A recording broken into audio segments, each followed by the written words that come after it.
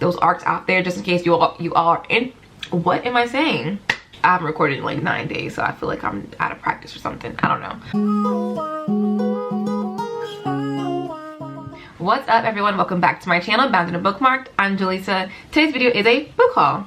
So if you are not yet subscribed to my channel, don't forget to do so below. I will also have my Instagram, aka my Bookstagram, as well as my Twitter.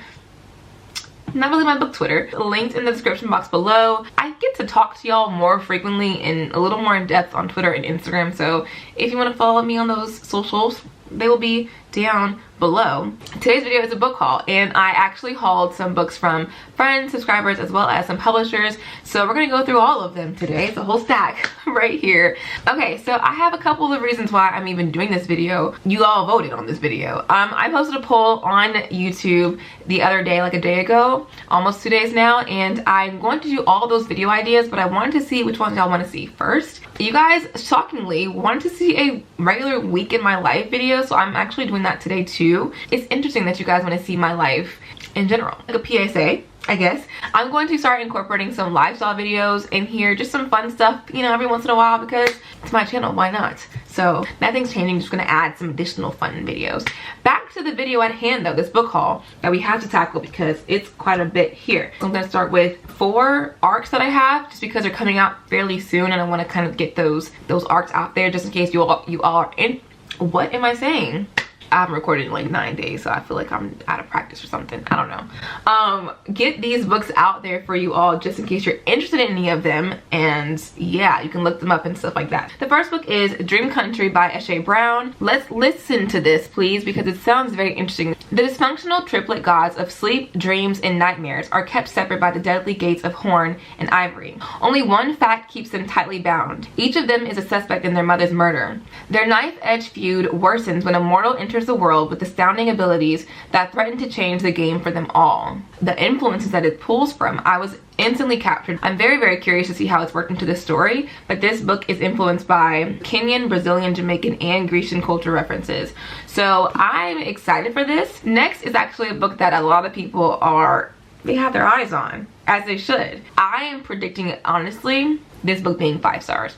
Without a doubt. And that book is The Taking of Jake Livingston by Ryan Douglas. First, thank you Penguin Teen for sending me this arc. I am freaking stoked. It comes out in July. Everything about this book is screaming like spooky summer vibes, which I don't mind spooky summer vibes. So I'm really excited for this book. So our man's Jake Livingston here is a 17-year-old boy who's in high school, and he's a medium, so he can see dead people. And he has to pretty much relive these people's lives. And Jake helps these people move on to the next part of their life, which is the afterlife. It's tough for Jake to be a medium and to have that responsibility, but at the same time he's in high school and he also has to deal with very racist teachers. He's at school dealing with his own personal issues, as well as dealing with teachers who just do not see him for who he is and instead see him for something else and judge him and are racist towards him. And on top of all of that, there's a new kid named Alistair, a new black student at a mostly white school, who catches Jake's eye. And so there's a romance between Alistair and Jake, which I'm excited to see, as well as another ghost whose name is Sawyer, who happened to actually kill 6 kids at his old high school, and then he killed himself. And so Sawyer is a very vengeful ghost, and he is not letting up on Jake at all. So there's going to be some tension between Jake and Sawyer,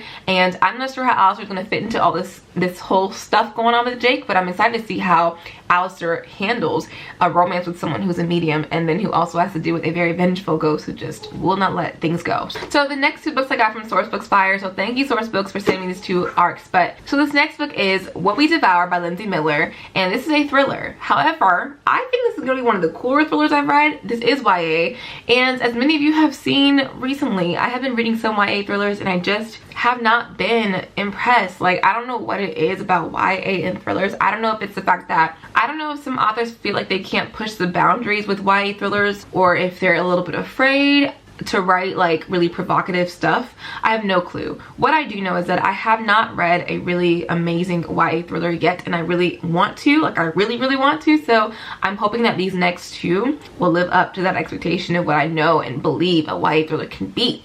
So let's see. I said thriller, but this might be a fantasy. I need to look that up again. But this book follows a young girl named Lorinda Alder, and Lorinda has two very important things inside of her. She holds the power of the banished gods and the vial. Lorinda has tried her entire life to keep the secret under wraps, make sure no one knows, because she doesn't want anyone to find out what she can do and what she is. And so she just wants to live a very simple life and hold this secret forever. And that entails basically just marrying her best friend Julian and living a life of complete and utter ease, not worrying about people finding out her secret. Unfortunately, the crown prince comes to arrest Julian's father, but the minute he sees Lorinda, he knows exactly what she is, and so she makes a deal with the crown prince for her betrothed's father to have a fair trial, and she will serve the crown instead. So the crown prince, his whole goal is to keep this doorway that goes to the vial closed, and unfortunately he needs the help of Lorinda, and so she learns that there's a powerful price to pay to keep the door of the vial closed. And I have no idea what the heck the door of the vial is. Couldn't tell you. No clue. But it looks pretty freaking cool on the cover. This book I'm actually really excited for, and I'm actually debating on reading it for the 24-hour readathon for April. Maybe. We'll see. We'll see. This next book is in fact a thriller, and it also came from Source Books Fire, and that is Truly Madly Deadly by Hannah Jane. So this book follows Sawyer Dodd, who is the star athlete, popular girl in school, pretty much has it all. She even has a guy, Kevin Anderson, but unfortunately Kevin Anderson dies in a very tragic car accident one day, and she's devastated by this. But one day she gets to school, and there's a note in her locker that says, "You're welcome." And so someone definitely has a hand in this tragic accident. However, Sawyer and Kevin were not the perfect couple that people thought that they were, and someone saw what Kevin was doing to her. I'm not sure what that actually means quite yet. I have to read the book to find out. Someone saw what he was doing to her, and I guess figured she needed help, and so now this person is basically following Sawyer everywhere that she goes and pretty much stalking her. So I'm curious to see how this book is gonna go. I can see this book being a really great adult thriller. Sounds really good, sounds really interesting. I don't know how it's gonna be. What do? You just read it and find out. Right? Okay, so now we're moving on to books that I was gifted by friends and subscribers, and I just want to say freaking thank you. Like, anytime I get a package, even if I bought it myself, I'm always like super happy because like, wow, it's a book. But when I get a gift from someone that I was not expecting, I light up. Like, I genuinely just, I light up because I just don't ever expect it. So when it happens, I'm just like, wow. You know, like, wow. I think I talked about this book in another video, I can't remember, and that book is The Bone Season by Samantha Shannon. This book was gifted to me by Jessica. Jessica, thank you, because so I'm gonna give you a virtual hug because wow, Mel said it was amazing and everyone was telling me to read it. One day on the live stream, Jessica's like, oh, I got you a book, and I was like, what are you talking about? So thank you.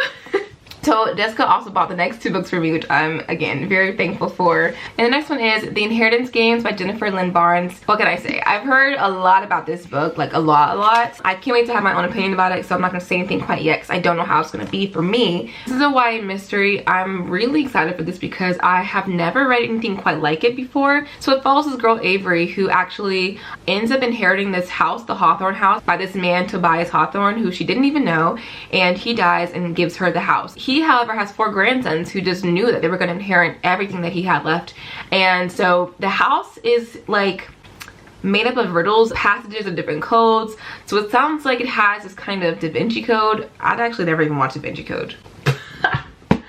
I've never seen that movie before, but I think there's like code stuff in there. So that's why I'm referencing that. One Hawthorne grandson in particular, Grayson, thinks that Avery's a con woman, doesn't trust her, thinks that she just inherited this by some really wild reason, and he plans on taking her down. However, Avery's not gonna go down without a fight. So she is going to have to fight her way through all of this, and all of this stuff that happens in this book. I don't know what happens in it, but I feel like I'm gonna love it. So maybe I'll be the unpopular opinion. I don't know. And then the last book was Black Sun by Rebecca Warhorse.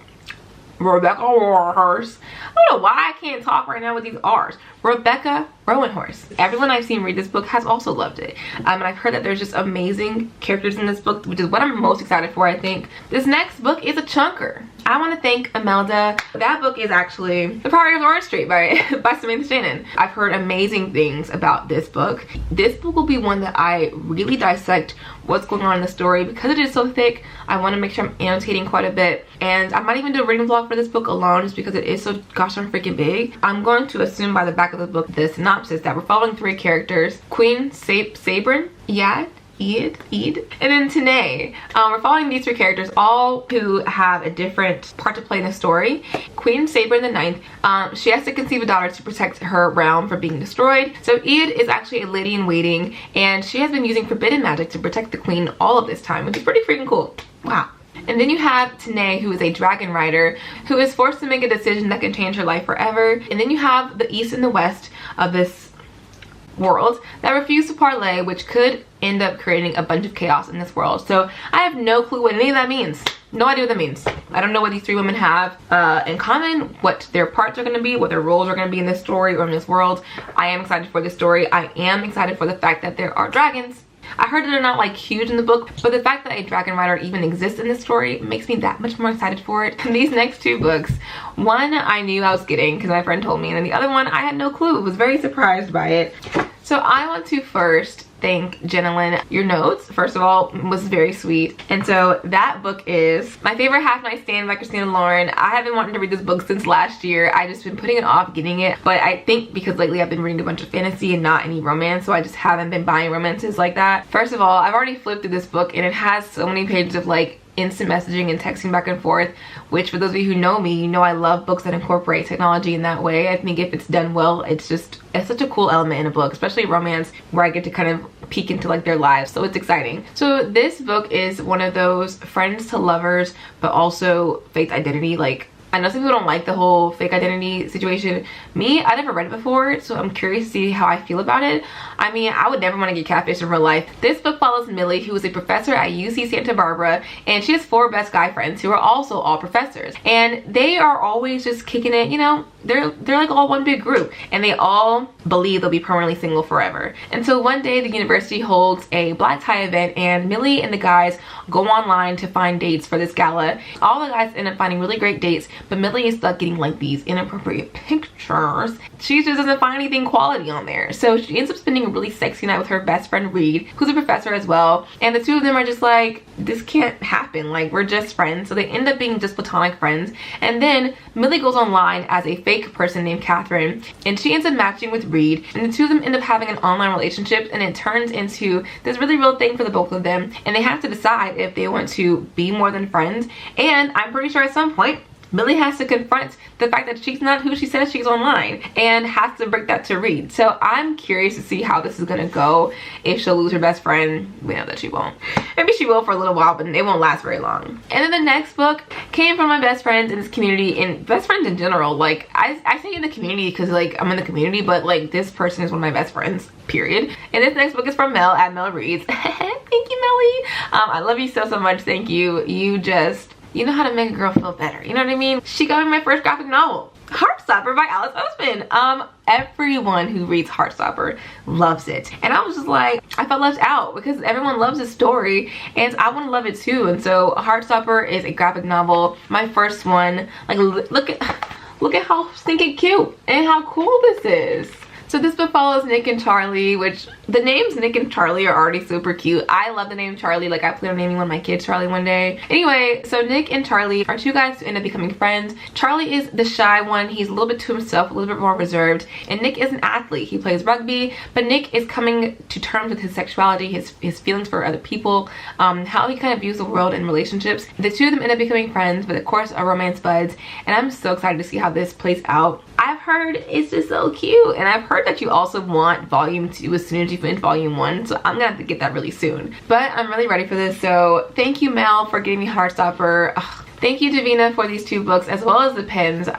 Super kind of you. Your note, I told you in the DMs, but your note was so freaking sweet. And thank you for gifting me this book right here, which is actually Pursuit of Truth by Katie Richards, one of your favorite books. I've only read one romantic suspense book, and it was enjoyable. It was my first one, so I'm excited to see what this one's about. So it says, his skills can keep her safe, her secrets could get them killed. Security expert Ryan West's worst fears come to life when hotel CEO Nadia Shelton is pushed in front of a taxi and nearly killed. Someone will do whatever it takes to find the brother Nadia thought was dead, and the only way Ryan can protect her as they uncover the truth is to stay strictly professional. But the sparks igniting between them are nearly impossible to ignore. The book that I read was similar to this one in the fact that someone was trying to kill the sister of a really famous brother. So it's the same kind of scenario, and the security guard ends up falling for the sister, but he had known her his whole life. Anyway, that's a whole different book. And next was a book that I had my eye on for quite some time now, and so I know that you read this book as well and you loved it, so I'm excited for it. I'm excited to read it myself. And that book is Daughters of Jubilation by Kara Lee Corcoran. So this book deals a lot with the Jim Crow South and a lot of ancestral power and things like that, and it's a fantasy novel, so it's very, very exciting. So this book follows Evelyn, aka Evie, who actually lives in the Jim Crow South during a time where white supremacy just reigns. Family back home to take care of, as well as a longtime crush. But as luck would have it, Evie's powers, which we call jubilation in this story, are starting to manifest themselves, and jubilation is actually a power that has been passed down since slavery to black women. And so as her powers grow stronger, there's a darkness that's beginning to unlock itself in this world, and it's up to Evie, I think, to probably get into that ancestral power and fight off this dark magic or this dark entity. I feel like what I loved about Legendborn will be what this entire book is. So those are all of the books that I have received from friends, subscribers, and publishers. I want to thank each and every one of you, anyone who's taken the time out of their day to support me in any way. I'm so grateful for all of you. So I hope that you guys enjoy this video. I will definitely have book reviews, vlogs for all these books very soon. I have 3 weeks, y'all. 3 weeks coming up of nothing but time, so I'm going to be reading a lot of these books very soon. And if you guys enjoyed this video, don't forget to give it a thumbs up, and I will see y'all in my next video. Bye!